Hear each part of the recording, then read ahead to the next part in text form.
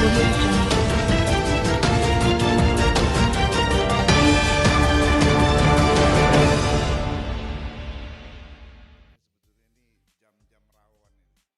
MPR RI sekaligus Wakil Ketua Umum Partai Golkar Bambang Susatyo memastikan bahwa revisi Undang-Undang Desa akan disahkan pada saat masa sidang DPR RI mendatang. Karena mulai 7 Februari 2024 hingga 4 Maret 2024, DPR RI telah memasuki masa reses. Titik cerah revisi Undang-Undang Desa sudah terlihat dari kesepakatan pada pembahasan tingkat 1 antara Badan Legislasi DPR RI dengan Kementerian Dalam Negeri pada Senin 5 Februari 2024 bahwa masa jabatan Kepala Desa menjadi 8 tahun dengan maksimal 2 periode dari sebelumnya 6 tahun dengan maksimal 3 periode. Secara prinsip, berbagai aspirasi kepala desa dan perangkat desa sudah didengar, didalami, dan dibahas secara komprehensif oleh DPR RI bersama pemerintah. Tinggal sedikit lagi penyempurnaan dan diketok palu pada masa persidangan yang akan datang, ujar Bamsud dalam kunjungan hari ke-21 di Dapil 7 Jawa Tengah saat sosialisasi 4 pilar MPR RI bersama Persatuan Perangkat Desa Republik Indonesia PPDRI Purbalingga, Jawa Tengah, awal Februari lalu.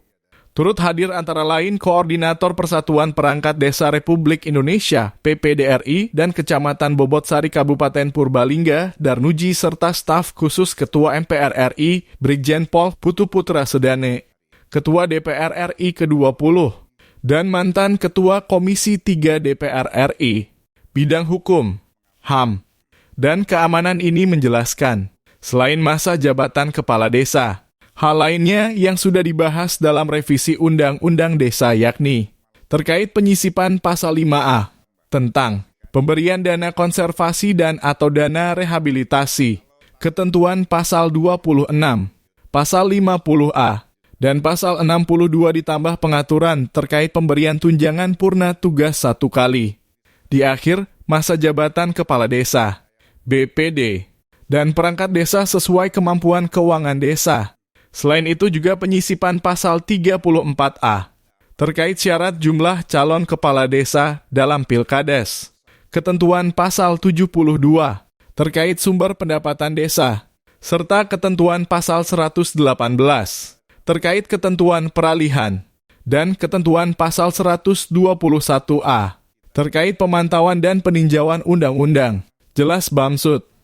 Legislator Dapil 7 Jawa Tengah meliputi Kabupaten Purbalingga, Banjarnegara, dan Kebumen, sekaligus Kepala Badan Polhukam.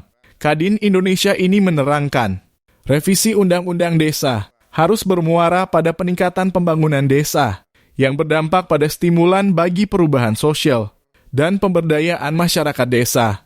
Tidak kalah pentingnya, pembangunan desa memiliki peran sentral dalam 2 aspek penting, yaitu upaya pengentasan kemiskinan dan pengurangan kesenjangan pembangunan antar wilayah dan antara desa dan kota.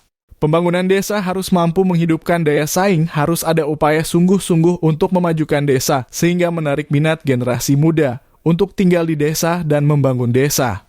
Insentif fiskal yang dihadirkan melalui program dana desa harus dapat dimanfaatkan seoptimal mungkin agar tepat sasaran sehingga dapat menjadi stimulus pembangunan desa, pungkas Bamsud.